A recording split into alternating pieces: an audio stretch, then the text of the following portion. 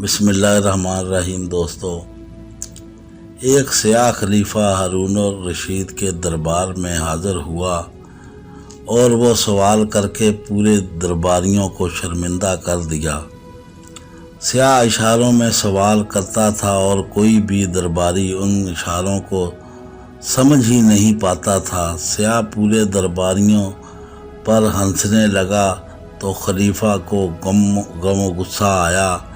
خلیفہ نے سیاہ کو اپنے دربار میں مہمان کے طور پر ٹھہرا لیا اور تمام درباریوں کو حکم دے دیا کہ کل تک سیاہ کے سوالوں کا جواب دے دینا چاہیے، ورنہ تم سب کو درباریوں کو جائیداد سیاہ کر کے حوالے کر دوں گا۔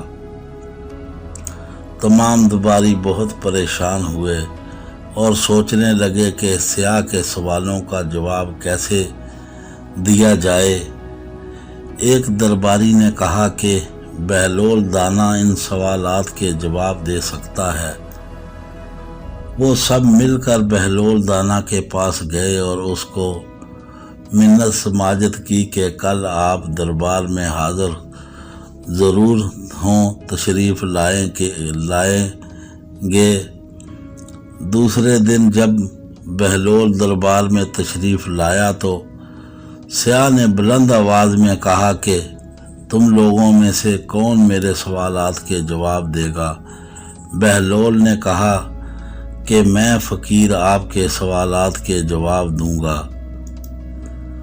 سیاہ نے سب سے پہلے ایک چھری سے زمین پر دائرہ لگایا تو بہلول نے اس دائرے کے درمیان ایک لکیر کھینچ دی۔ سیاہ بہلول کی طرف دیکھ کر مسکرایا اور کہا، اب دوسرے سوال کے لیے تیار ہو جاؤ، جو کہ پہلے سے زیادہ مشکل ہے۔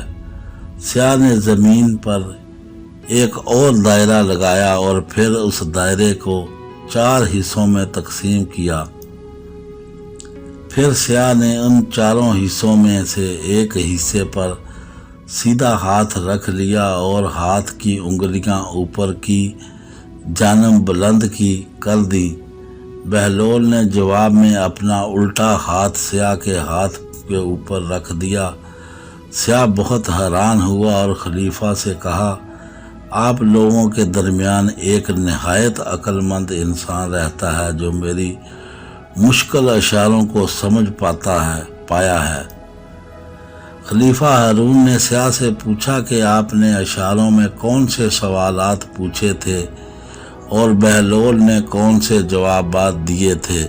سیاہ نے کہا، میں نے سب سے پہلے زمین پر ایک دائرہ لگایا، بتایا کہ زمین گول ہے کہ تو بہلول نے جواب دیا، دائرے کے درمیان میں ایک لکیر کھینچ کر زمین کو 2 کر دیا، یعنی کردہ شمالی اور کردہ جنوبی میں تقسیم کر دیا۔ دوسرے سوال میں نے زمین کو 4 حصوں میں تقسیم کر دیا اور بتا دیا کہ زمین کے 3 حصوں پر پانی مشتمل ہے اور ایک حصے پر خشکی پر مشتمل ہے، اور اپنا سیدھا ہاتھ خشکی والے حصے پر رکھ کر انگلیاں اوپر کی جانب کر کے بتایا کہ خشکی پر نباتات اگتی ہیں۔ بہلول نے اپنا ہاتھ اٹھا کر نیچے کی جانب 2 انگلیوں کر کے جواب دیا کہ یہ نباتات سورج کی روشنی اور بارش کی وجہ سے نشو و نما پاتی ہیں۔ خلیفہ بہلول کی عقل مندی سے بہت متاثر ہوا۔ دوستو، ہمیں دعاؤں میں یاد رکھیں۔ ہماری اگلی ویڈیو دیکھنے کے لیے ہمارا چینل سبسکرائب کریں اور بیل آئیکن کا بٹن ضرور دبائیں۔ اللہ حافظ۔